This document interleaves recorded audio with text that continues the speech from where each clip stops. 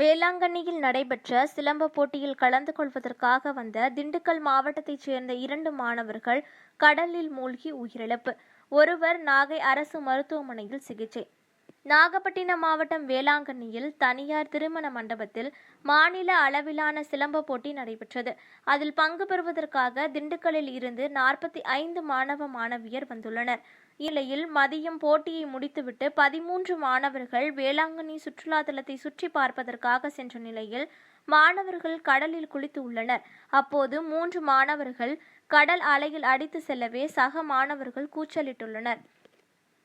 இந்த நிலையில் பேரூராட்சி கடல் மீட்பு குழுவினர் மற்றும் இளைஞர்கள் கடல் அலையில் சிக்கிய ஒரு சிறுவனை மீட்டு நாகை அரசு மருத்துவமனைக்கு சிகிச்சைக்காக அனுப்பி வைத்தனர். மேலும் 2 மாணவர்களை தேடும் பணியில் ஈடுபட்டபோது திண்டுக்கல் மாவட்டம் Silukkuvarpatti Vivekananda matric higher secondary school 6ஆம் வகுப்பு மாணவர் இறந்த நிலையில் கரை ஒதுங்கினார். மேலும் காணாமல் போன ஒரு மாணவனை தேடும் பணியில் ஈடுபட்டிருந்தபோது கன்னிக்கோவில் அருகே 13 வயதான வீரமலை என்ற மாணவன் இறந்த நிலையில் கரை ஒதுங்கியுள்ளான்.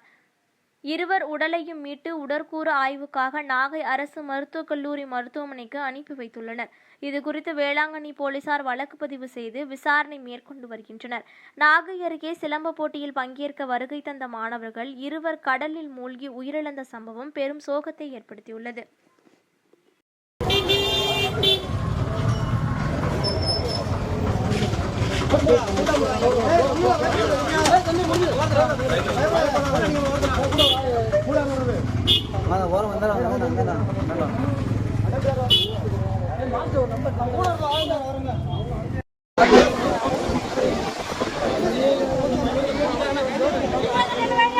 லைட்டா வலி விடுங்க, காத்து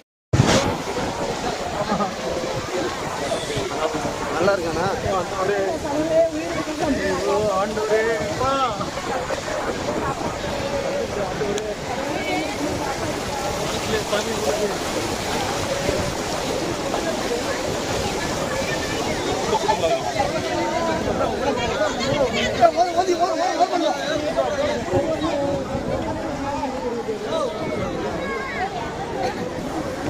கர்ம